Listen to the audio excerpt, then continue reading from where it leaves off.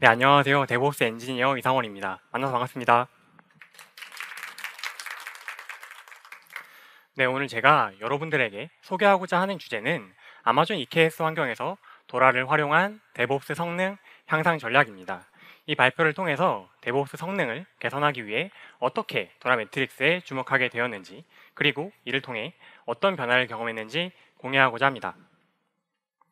아젠다는 다음과 같습니다. 먼저 데브옵스의 성능을 측정하는 도라 매트릭스에 대해 소개하면서 시작하려고 합니다. 도라는 소프트웨어 개발 및 운영의 효율성을 향상시키기 위해 중요한 지표들을 제공합니다. 이어서 이러한 지표들을 쉽게 수집하고 분석하기 위해 선택한 도구인 아파치 데브레이크에 대해서 다뤄보려고 합니다. 다음으로 도라 매트릭스를 활용할 때 어떤 이점이 있는지 몇 가지 사례에 대해 말씀드리겠습니다. 마지막으로 이러한 지표들을 직접 도입하고자 하신다면 어떤 단계로 진행해야 할지 말씀드리면서 발표를 마치려고 합니다. 도라에 대해 설명드리기 전에 기존에 저희가 어떤 구성이었는지에 대해서 간략히 설명드려야 할 것 같은데요. 저희 회사는 아마존 EKS 환경에서 CI/CD를 통해 애플리케이션을 배포하고 있습니다. 이 과정에서 빠르고 안정적인 소프트웨어 개발과 배포의 중요성을 이해하고 있지만 실제로 저희 서비스의 배포 주기가 얼마나 빈번한지, 배포 실패는 얼만큼 되는지, 롤백은 몇 번 정도 하는지, 운용 환경에 배포되기까지 얼만큼의 시간이 걸리는지 등의 속도와 안정성 측면에서 구체적인 지표를 가지고 있지 않았습니다. 그렇다 보니 저희가 데브옵스 프로세스를 얼마나 잘 수행하고 있는지를 객관적으로 평가하고 개선하기가 어려웠고 CI/CD가 얼마큼 효과적으로 작동하는지도 판단하기 어려웠습니다. 배포 빈도와 관련해서는 지라 티켓으로 관리하지만 시스템이 아니라 사람에 의한 수집이었기 때문에 사실 제대로 되고 있지는 못했습니다. 그래서 이러한 문제의식을 바탕으로 측정 가능한 지표를 구성하고 이러한 지표를 활용해서 현재 상태에 대해 파악하고 동시에 데브옵스 성능도 개선해보자 라고 결정을 내리게 되었습니다. 이 과정에서 도라 매트릭스라는 개념을 접하게 되었는데요. 도라는 데브옵스 리서치 앤 어세스먼트의 약자로 구글 도라팀에 의해 개발된 데브옵스 성능을 측정하기 위한 4가지 주요 지표로 구성되어 있습니다. 이러한 지표들은 현재 우리의 데브옵스 프로세스를 얼마나 잘 수행하고 있는지 그리고 어디를 개선해야 하는지를 가늠해 볼 수 있는 중요한 기준점입니다. 각 지표에 대해서 간략히 설명드리겠습니다. 먼저 첫 번째, 디플로이먼트 프리퀀시, 배포 빈도입니다. 이 지표는 코드 변경 사항이 운영 환경으로 얼마나 자주 배포되는지를 나타냅니다. 예를 들어 한 팀이 일주일에 여러 번 운영 환경으로 배포할 수 있다면 그 팀은 신속하게 새로운 기능을 시장에 출시하고 사용자 피드백을 받을 수 있습니다. 두 번째, 리드 타임 포 체인지, 변경 리드 타임입니다.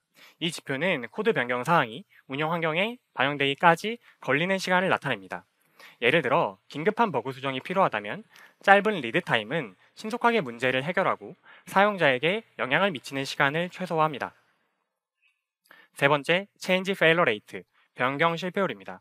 이 지표는 운영 환경에 배포된 변경 사항 중에서 실패로 이어진 비율을 나타냅니다. 예를 들어 변경 실패율이 낮다면 이는 높은 코드 품질과 효과적인 테스트, 그리고 안정적인 배포 프로세스를 갖추고 있음을 의미합니다. 마지막으로 미디언 타임 투 리스토어, 평균 서비스 복구 시간입니다. 이 지표는 시스템이 실패했을 때 정상적으로 복구되기까지 걸리는 평균 시간을 나타냅니다.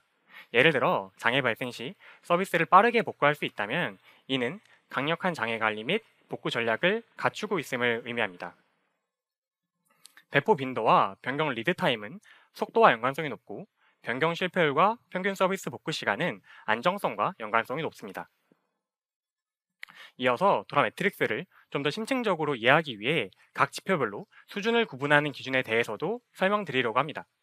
이러한 기준은 오픈소스인 아파치 데브레이크에서 제시하는 벤치마크를 기반으로 합니다. 이러한 기준은 현재 우리가 어떤 레벨에 위치하고 있는지 그리고 어디로 나아가야 하는지를 명확히 파악하는 데 도움이 됩니다. 먼저 배포 빈도와 변경 리드 타임에 대해 말씀드리겠습니다. 엘리트 레벨에서는 배포가 하루에 한 번 이상 이루어지고 변경 사항이 커밋된 후에 배포되기까지의 시간은 하루 이내로 짧습니다. 이는 지속적인 통합과 배포의 이상적인 모델을 나타냅니다. 반면 로우 레벨에서는 배포가 한 달에 1회 미만으로 이루어지고 변경 사항이 배포되기까지 한 달 이상 걸릴 수 있습니다. 이는 변화에 둔감하고 시장의 요구사항에 신속하게 대응하지 못함을 의미합니다.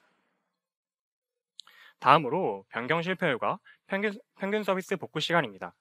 엘리트 레벨에서는 변경 실패율이 낮아서 배포된 변경 사항의 대부분이 성공적으로 적용됩니다. 또한 장애 발생 시 평균 서비스 복구 시간이 짧아서 신속한 대응이 가능합니다. 반면 로우 레벨에서는 변경 실패율이 15% 이상으로 높아서 배포된 변경 사항의 상당수가 실패로 이어지고 장애 발생 시 복구되기까지 일주일 이상 걸릴 수 있습니다. 이는 코드 품질과 배포 프로세스에 상당한 개선이 필요함을 의미합니다. 이렇게 도라 매트릭스를 수집하고 이를 수준별로 분류한다면 현재 상태에 대한 파악이 가능해지고 이를 바탕으로 개발 및 운영 과정에서 속도와 안정성을 어떻게 향상시킬 수 있을지에 대한 방향을 설정할 수 있습니다. 이번에는 세 가지 시나리오를 통해 도라 매트릭스 관점에서 어떤 지표가 수집되어야 하는지 설명드리려고 합니다. 정상 배포되는 시나리오, 배포를 시도했으나 실패하는 시나리오, 그리고 배포에는 성공했으나 배포된 애플리케이션 로직에 문제가 생겨서 사용자에게 영향을 미치는 시나리오를 준비했습니다. 모든 시나리오는 애플리케이션이 쿠버네티스에서 운영되고 롤링 업데이트 방식으로 배포되며 리드 타임은 전부 동일하다고 가정하겠습니다. 먼저 첫 번째, 정상 배포되는 케이스입니다. 버전 1에서 버전 2가 배포될 때 버전 2의 파드 하나가 생성되어 동작하면 버전 1의 파드가 종료되면서 이 과정이 반복될 텐데 이때 결과적으로 버전 2의 파드가 전부 동작한다면 결과적으로는 이렇게 버전 2의 파드만 남아있게 됩니다. 이 경우 운영환경 배포이므로 배포 빈도를 수집해야 합니다. 두 번째, 배포가 실패하는 케이스입니다. 이번에도 케이스 1과 마찬가지로 버전 1에서 버전 2가 배포될 때 버전 2의 파드가 동작하지 않고 반복적으로 재시작해도 해결되지 않는 상황이라고 해보겠습니다. 예를 들면 외부 의존성 문제, 환경 설정 문제, 프로브에서의 실패 등 굉장히 다양한 이유로 버전 2의 파드가 동작하지 않는 그런 상황인데요. 이렇게 버전 2의 파드가 러닝 상태에 도달하지 못한다면 반복적으로 재시작해도 해결되지 않는 상황일 때 그 버전 2의 파드가 러닝 상태에 도달하지 못한다면 서비스의 엔드포인트 리스트에 포함되지 않게 됩니다. 즉 쿠버네티스 서비스에 의해 라우팅되는 트래픽이 문제가 있는 버전 2의 파드로 전달되지 못함을 의미합니다. 만약 헬륨 업그레이드 커맨드를 사용해서 배포했고 wait, atomic, timeout 같은 파라미터를 사용했다면 타임아웃 시간 이후에 이렇게 버전 1로 롤백 될 거예요. 이 경우 배포 성공 실패 여부와 상관없이 운영환경 배포이므로 배포 빈도를 수집해야 하고 정상적으로 배포되지 못했기 때문에 변경 실패율도 수집해야 합니다. 마지막 케이스는 배포에는 성공했지만 배포된 애플리케이션 로직에 문제가 생겨서 사용자에게 영향을 미치는 상황입니다.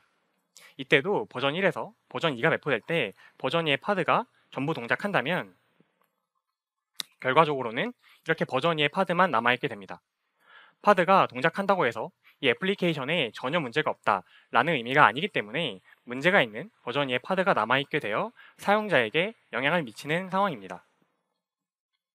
이 경우 운영환경 배포이므로 배포 빈도를 수집해야 하고 배포에는 성공했지만 배포된 애플리케이션에 문제가 있기 때문에 변경 실패율도 수집해야 합니다.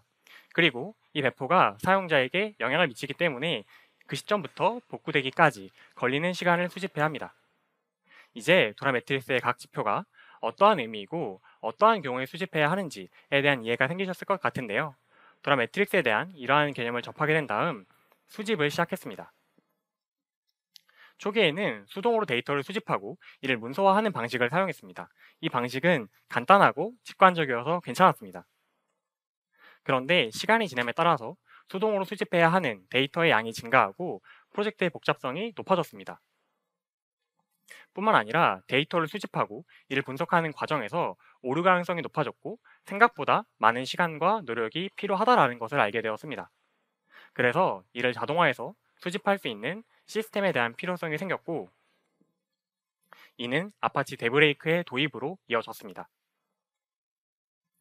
데브레이크는 다양한 데이터 소스로부터 자동으로 데이터를 수집하고 분석하고 시각화해서 인사이트를 추출하는 오픈소스 데이터 플랫폼인데요. 화면에 보이는 것처럼 여러 데이터 소스와 쉽게 통합해서 자동으로 데이터를 수집합니다. 이렇게 수집한 데이터를 바탕으로 도라 매트릭스를 시각화할 수 있습니다. 보이는 화면은 데브레이크 UI에서 확인할 수 있는 정보의 일부분인데요. 대표적으로 사용하는 VCS인 GitHub, GitLab, 비트버켓을 모두 지원하고 GitLab CI, GitHub 액션, 젠킨스, 서클 CI, 벤보 등 CI/CD 도구와의 통합도 지원합니다.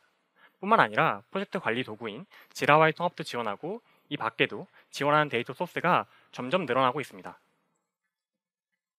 저희는 데브레이크를 활용해서 다양한 시스템으로부터 데이터를 쉽게 통합하고 자동화된 데이터 수집을 통해 데이터 처리에 소요되는 시간을 줄이면서 도라 매트릭스를 포함한 다양한 지표들을 쉽게 모니터링하고 이를 기반으로 전략적인 결정을 내릴 수 있게 되었습니다. 지금까지 데브레이크라는 시스템에 대해서 간략히 소개해 드렸는데요. 저희는 데브레이크를 이렇게 활용하고 있습니다. 아마존 EKS 환경에서 헬름 차트를 통해 데브레이크를 배포해서 파드로 운영하고 있고 아로고 CD가 바라보는 중앙화된 GitHub 레포와 이 밖에도 수많은 GitHub 레포들 그리고 지라를 데이터 소스로 활용해서 데브레이크에서 수집하고 있습니다. 이렇게 수집한 데이터는 아마존 RDS에 저장하고 그라파나를 통해 대시보드로 구성해서 그 정보들을 파악하고 있습니다. 예를 들어 도라 오버뷰 대시보드를 구성해서 각각의 도라 매트릭스가 어떤 레벨에 위치하고 있는지 시간이나 빈도는 어떻게 되는지 파악하고 도라 매트릭스 각각의 세부적인 대시보드, 예를 들면 배포 빈도율과 같은 대시보드를 구성해서 프로젝트별 배포 비율, 배포 횟수, 레벨, 배포 결과와 그 타임 스탬프 등을 확인하고 있습니다. 이렇게 데브레이크를 활용해서 다양한 데이터 소스로부터 데이터를 자동으로 수집하고 분석하고 시각화하면 어떤 이점이 생기는지 몇 가지 사례에 대해 소개해 드리려고 합니다. 첫 번째 사례는 가시화 및 현황 파악입니다. 데브레이크를 활용해서 도라 매트릭스를 수집하면 각 프로젝트별로 혹은 여러 프로젝트의 묶음으로 가시화 및 현황 파악이 가능해집니다. 이전에는 프로젝트 진행 현황에 대해 보고할 때 한 달 동안 2번 배포했고 특이사항 없습니다 라고 했다면 도라 매트릭스를 도입한 후에는 지난달 대비 리드 타임은 10% 감소해서 배포에 있어서 속도가 향상되었고 목표로 한 하이 레벨을 달성했다 라고 보고할 수 있게 되었습니다. 또한 수집한 데이터를 바탕으로 현재 문제가 무엇인지 어떻게 개선할 수 있을지에 대한 고민을 하기 시작했습니다.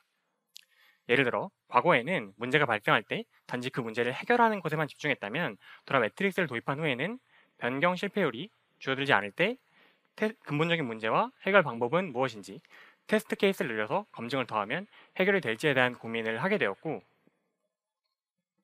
리드 타임이 특정 시점 이하로 줄어들지 않을 때 CI/CD가 최적화되어 있는 게 맞는지 현재 코드 리뷰 프로세스가 효율적인 방식으로 운영되고 있는지 등에 대해서 고민해 보게 되었습니다. 다음 사례는 CI 최적화입니다. 많은 애플리케이션이 배포되다 보면 각각의 애플리케이션에 최적화된 CI/CD를 구성하기가 쉽지는 않습니다. 상황이 계속 달라지기 때문에 과거에는 최적화되어 있다 하더라도 현재도 그렇다라고 보장하기가 어렵습니다. 도라 매트릭스를 도입한 후에 수집한 데이터를 바탕으로 특정 프로젝트의 리드 타임이 유독 길어진다는 것을 확인했습니다.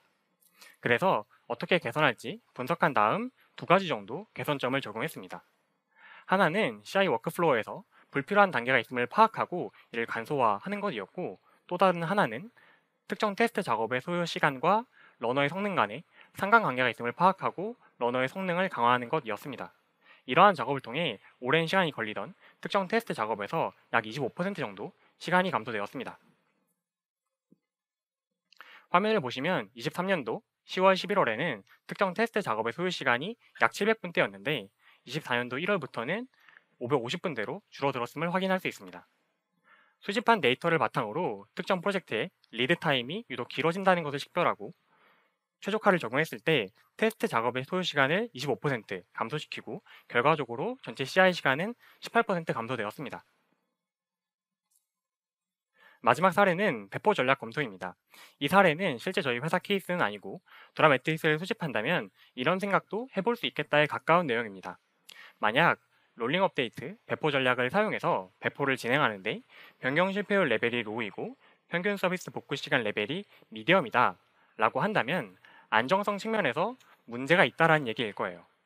이를 개선하고 해결하기 위한 방안은 여러 가지가 있겠지만 롤링 업데이트가 아니라 다른 배포 전략을 사용하는 것도 하나의 방안일 수 있습니다. 예를 들어 아로고 CD를 사용해서 배포하는 경우 좀 더 안정적인 배포 전략으로 아로고 롤아웃을 도입해서 블루그린 배포 혹은 카나리 배포 전략을 사용하고 매트릭 기반의 롤백 기능 등을 활용하면 즉각적인 롤백과 실패 시 빠른 대응을 통해 변경 실패율을 감소시키고 평균 서비스 복구 시간을 감소시켜서 안정성을 강화할 수 있습니다. 이는 배포 프로세스의 구조적인 변화를 통해 전체 시스템의 안정성을 높일 수 있는 방안입니다. 벌써 마지막 내용입니다. 지금까지 도라 매트릭스와 그 적용 사례에 대해서 간단히 알아보았는데요. 만약 이러한 지표들을 직접 도입하고자 하신다면 어떤 단계로 진행해야 될지 설명드리고 발표를 마치려고 합니다.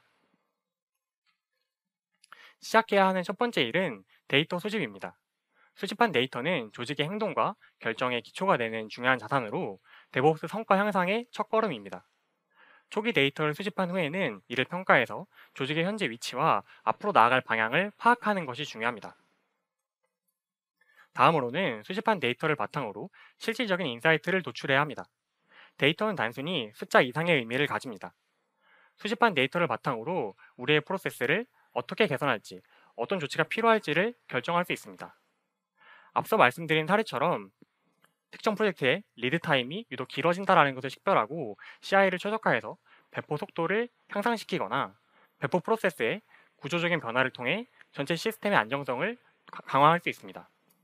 또한 앞선 사례로 설명드리진 않았지만 만약 도라 매트릭스를 기반으로 현재 안정성이 미흡하다라는 것을 인지한다면 피처 토글, 피처 플래그 등을 도입해서 배포와 릴리즈 간의 결합을 끊고 개별 기능 단위를 토글로 쉽게 제어해서 안정성을 강화할 수도 있습니다.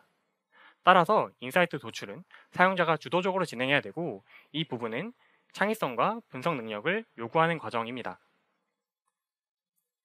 마지막으로는 데이터 수집과 분석, 그리고 개선과 학습을 통한 실질적인 인사이트 도출 사이클을 유지하는 것입니다. 이러한 접근 방식을 통해 도라 매트릭스를 활용하신다면 데브옵스 성능을 강화하고 최종적으로는 조직의 성과를 높이는 데 결정적인 역할을 할 것이라고 생각합니다.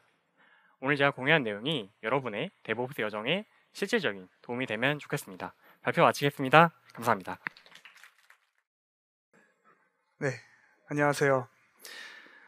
SQL 생성 AI 슬랙봇으로 데이터 디스커버리 영역 개척하기라는 주제 세션을 이어서 진행을 하게 된 저는 데이터 엔지니어 최종원입니다. 네, 지금까지의 세션들이 여러분들의 생각을 어떻게 바뀌었는지, 무엇이 인상 깊었는지 궁금하네요. 저는 오늘 세션의 마지막 진행자로서 서울 서밋의 마지막을 한번 장식해 보도록 하겠습니다.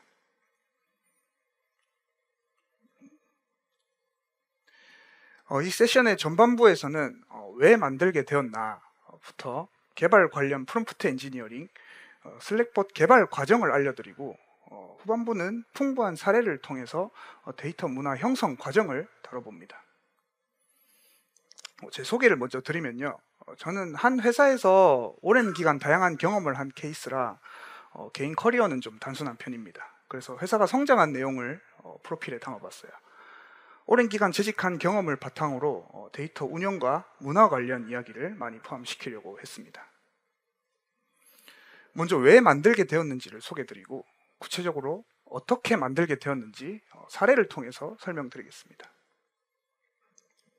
마케팅 팀이 타겟 고객 분석을 위해서 데이터에 접근한다라는 시나리오를 먼저 가정해 보겠습니다. 먼저 마케팅 팀이 데이터가 어디에 있는지 먼저 물어봅니다. 데이터베이스가 뭔지, 어떤 구조로 저장되어 있는지 직접 찾거나 분석가에게 요청을 하겠죠. 여러 데이터베이스에 여기저기 데이터가 중복돼서 흩어져 있고 어떤 데이터는 디프리케이티드 되었다는 얘기를 듣게 될 겁니다. 이렇게 열심히 찾아서 데이터를 분석가를 통해서 추출했더니 뭔가 이상합니다. 데이터 파이프라인이 잘못되었는지 확인이 필요하게 됩니다. 열심히 고생해서 결국 원본이 문제가 있다는 판단은 오랜 시간이 필요하고 고질적인 접근성, 중복, 품질 문제는 본질적으로 해결하기 어렵습니다. 제품도 계속 변화하니까요. 이 문제를 관통하는 추상적인 개념을 데이터 디스커버리라고 해서 여기저기 흩어져 있는 조직 내에 있는 데이터를 쉽고 빠르게 찾는 플랫폼을 도입하는 방식으로 보통 문제를 해결합니다. 처음에는 이런 데이터 디스커버리를 위해서 OCR을 활용해서 FAQ를 하는 방식으로 단순 챗봇으로 출발했어요.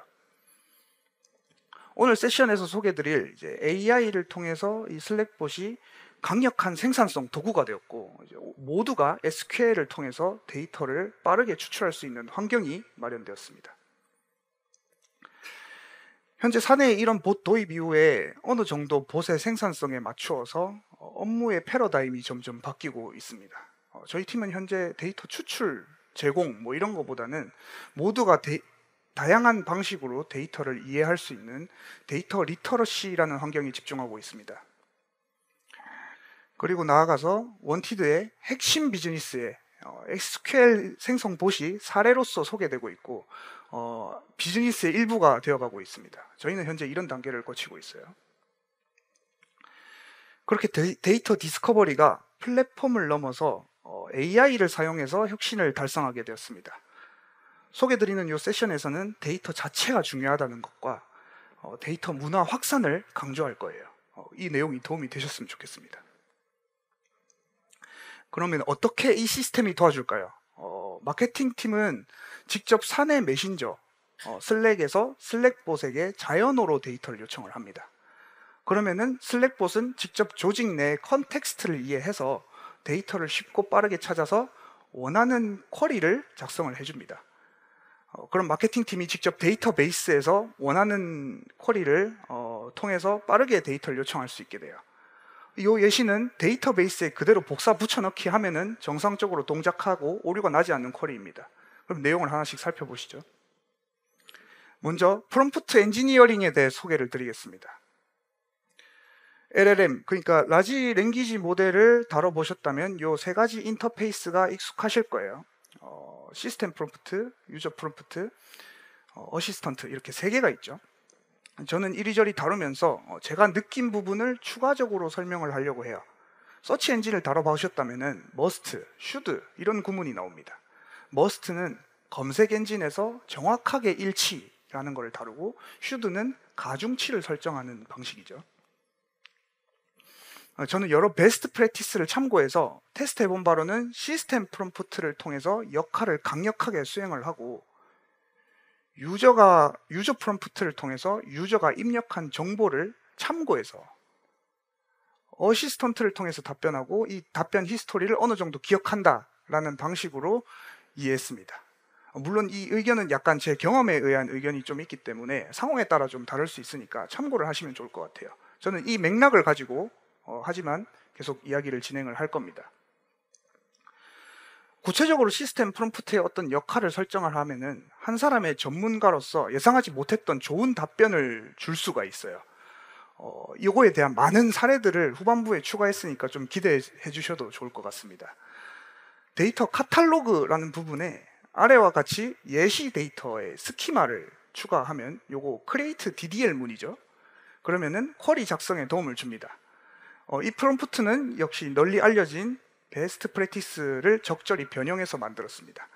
정확한 스키마를 사용해야 되기 때문에 역할을 강조하는 시스템 프롬프트에 주입했습니다. 유저 프롬프트는 템플릿 형태로 만들어서 실제로 질문한 내용 맥락을 앞뒤로 채워지도록 했습니다. 일반적으로 사람은 자기 생각을 효율적으로 전달하려고 하기 때문에 내용에 어느 정도 논리의 비약이 있죠.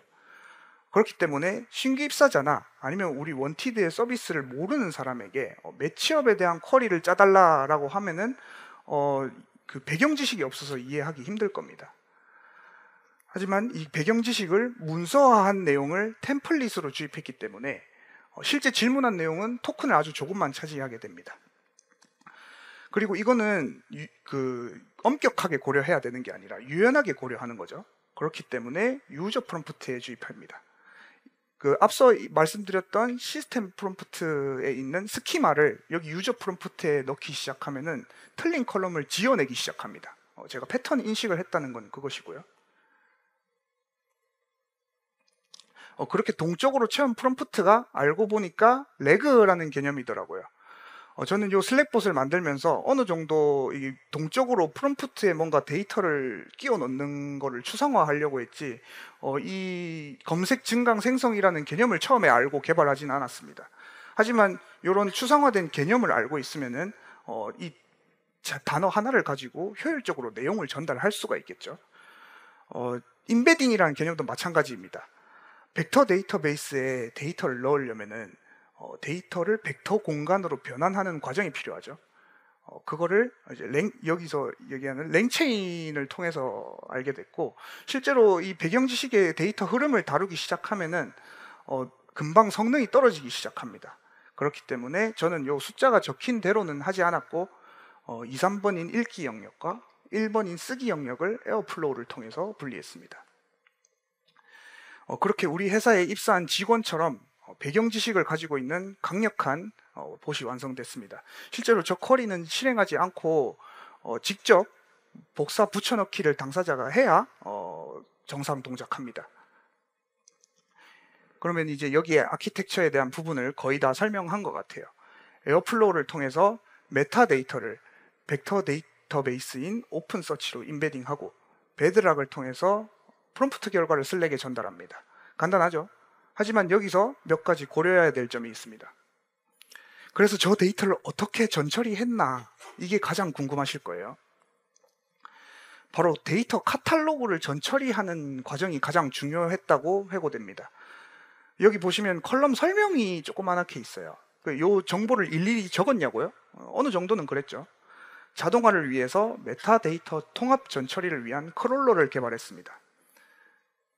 회사가 상장 등으로 어느 정도 규모가 커지면은 ISMS라는 걸 준비하죠.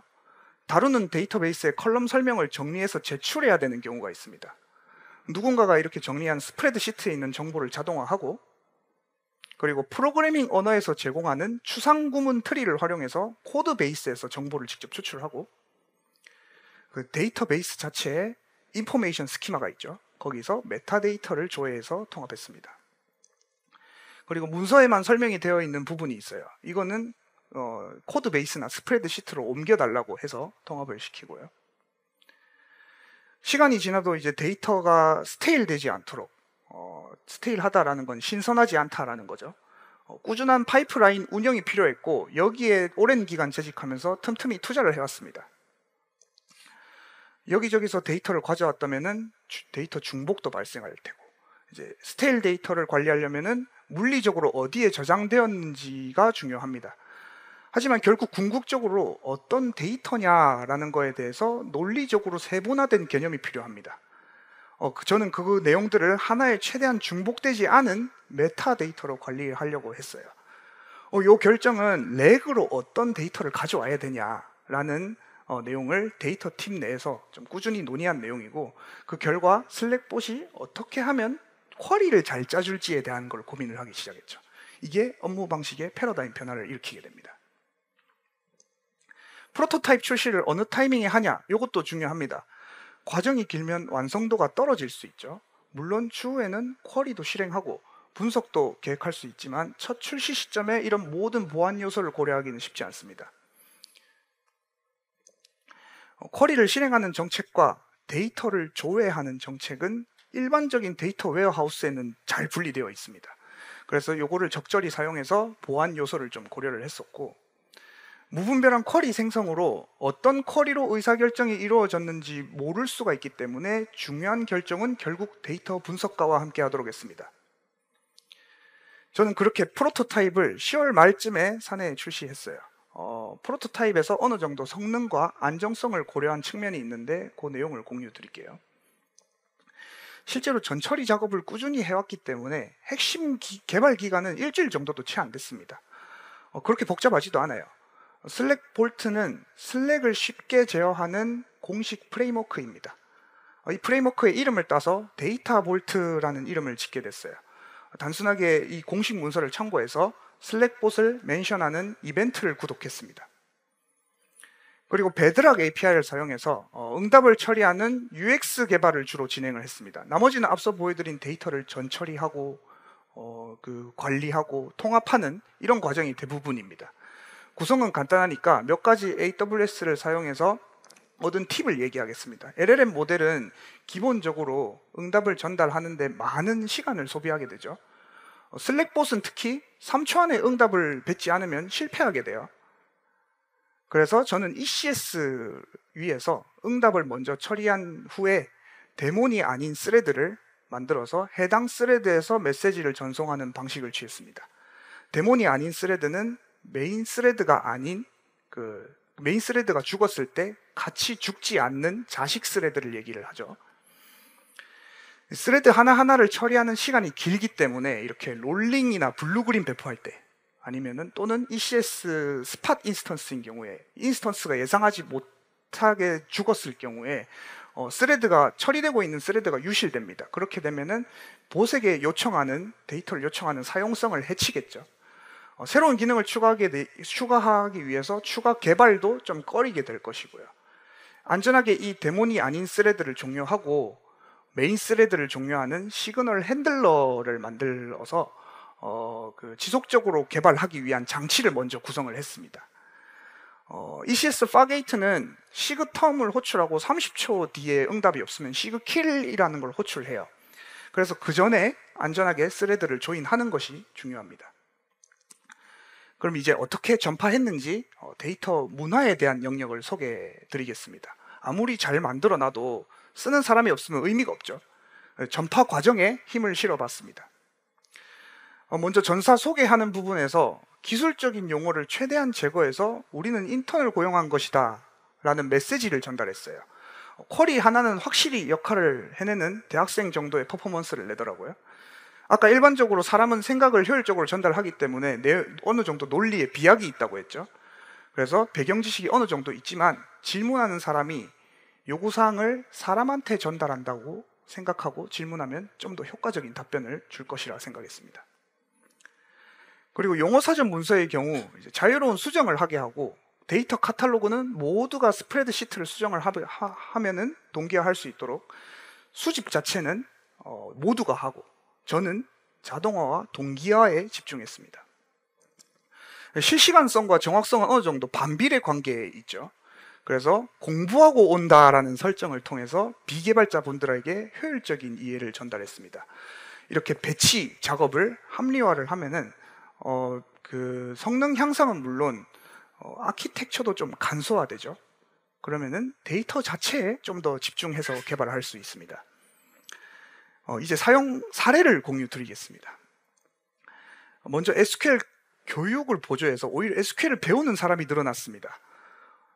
잘 사용하는 사람에게는 혜택을 준다. 그리고 처음 사용하는 사람에게는 낮은 진입 장벽을 준다. 이런 내용은 도구의 본질이라고 생각해요. 오른쪽 화면을 보시면 제가 질문 잘하는 법을 물어봤어요. 이렇게 봇과 자연스럽게 대화하면서 요구사항을 정리하는 노력이 줄어들죠.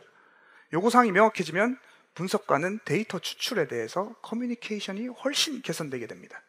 그리고 저는 AI를 아직 선택을 위한 도구로서 활용하지 아직 AI 답변을 믿을 단계는 아니라고 생각해요. 그렇기 때문에 SQL을 잘 알수록 요구사항은 분명해집니다.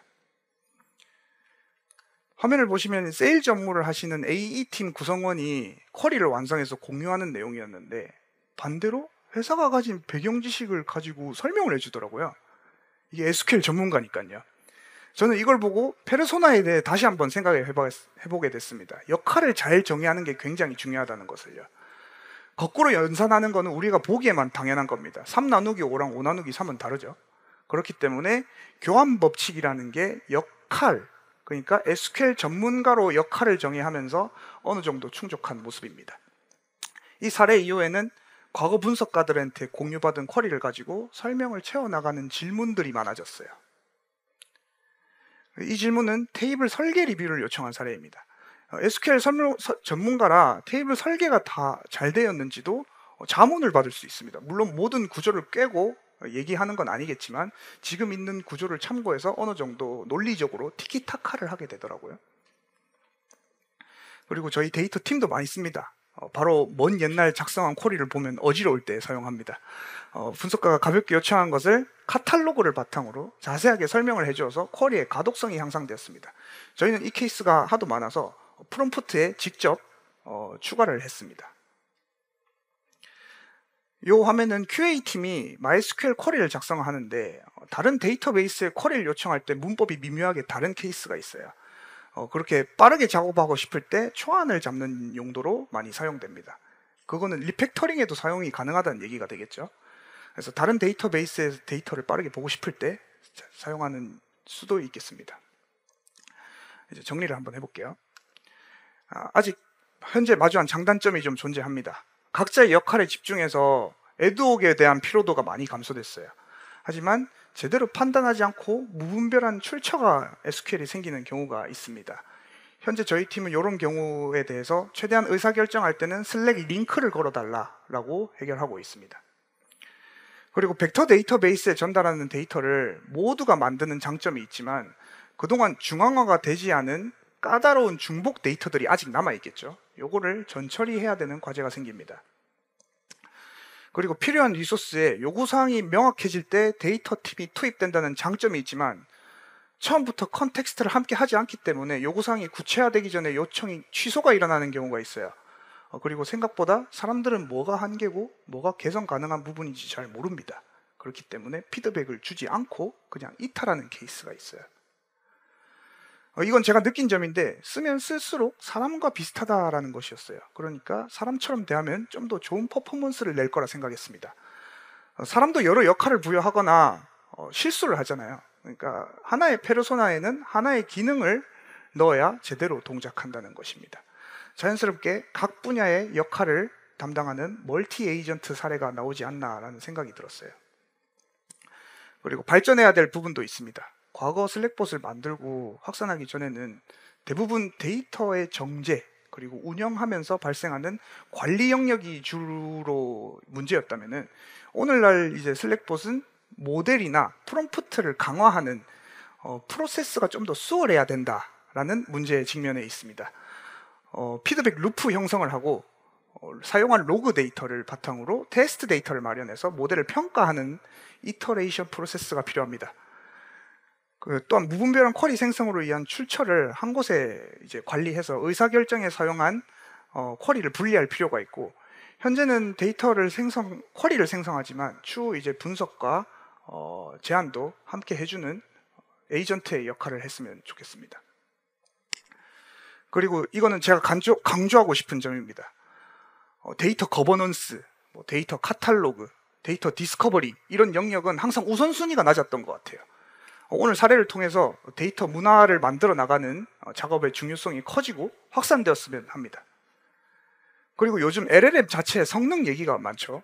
얼마 전에 GPT-4o 뭐 이런 것도 새로 나오고 뭐 계속 새로운 모델이 쏟아지는데 엔터프라이즈 사례는 별로 없다고 생각됩니다. 혁신은 풍부한 응용 사례와 함께 시너지를 이루어야 된다고 생각해요. 저희는 이런 사례를 통해서 단순 추출 업무로부터 모든 데이터 리터러시를 고민하는 방향으로 패러다임이 바뀌고 있습니다. 기술도 중요하지만 결국 가장 중요한 거는 데이터라는 말씀을 드리면서 저는 세션을 마무리하도록 하겠습니다. 참여해 주셔서 감사합니다.